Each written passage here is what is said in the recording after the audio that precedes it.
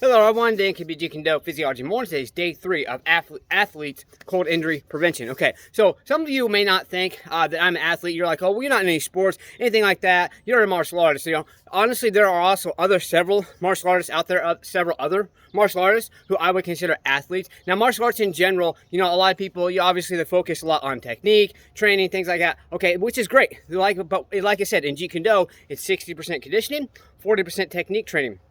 Part of that conditioning, you must train like an athlete. I have actually been called by people, and I actually will put myself in this category, is what I call a martial arts athlete. Okay, so let me give you an example of the training that I just finished a few minutes ago. Okay, so I did my normal morning routine, which does include like push-ups, movements, some kicks for technique and warming up and things like that. Okay, however, as far as my training itself, I did about 27 and a half, almost 28 minutes of nothing but kicks. But I started off doing different variations of kicks. For instance, I did some side kicks, several of those each leg. Then I did what I call, basically, then I did a low, a mid, and a low, mid, high, and I did those boom, boom, boom more for like speed fashion to warm up and to get my good technique down. And then I did what's called the clock tower kicks, which I do have a video on this, but basically what it is, you go 1, 2, 3, 4, and then 5 is way back. Okay, I did those for a warm up for one set each leg. Okay, then I added my 5-pound weights, did a set of all those.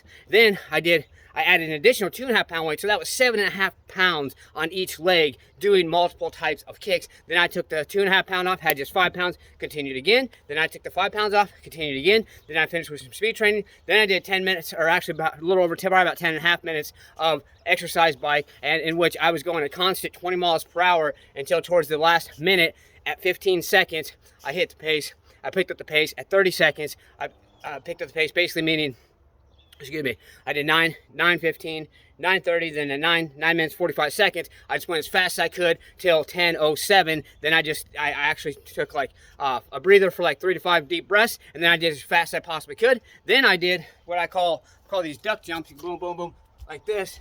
I did about 9 to 11, and then at the very last I did boom, 3 jumping squats as high as I could. I did 4 sets of that back and forth. Okay, I'm not done yet. Okay, then after that I did some explosive push-ups I did a couple explosive push-ups, then I did some burpees. What did I do after that? I did some pull-ups, and then after that I did some abdominal training, and then I jogged around for a little bit for a cool down. So you tell me, do you think that is the training components of an athlete? Because to me, it definitely sounds like it. So the reason I'm mentioning this is because a lot of people are misconstrued. They think that just because they do this or just because they do that, that they are not proficient in what they do, or they're not considered an athlete, or whatever it may be. So when I say a martial arts athlete, that's what I mean. Jeet Kune, when trained properly, you should be considered a martial arts athlete, as long as you're pushing yourself and pushing yourself and pushing yourself. Okay, so today's message is just that. Okay, consider, if you are doing any type of training, extreme intense training, have the mindset of an athlete, because when you have the mindset of an athlete, you're going to push yourself even harder. Okay, if you don't have a drive to get somewhere, find a drive to get somewhere. Okay, find that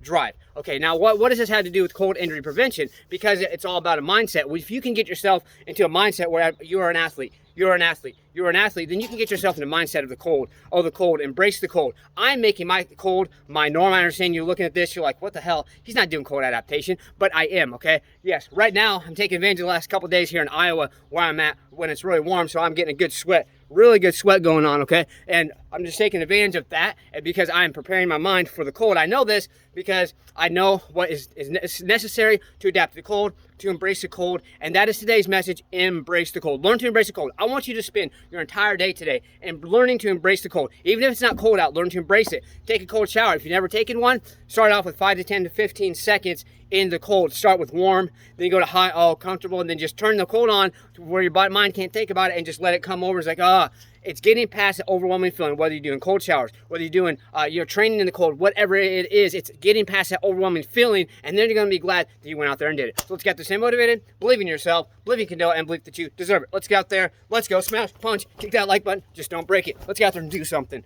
Let's go.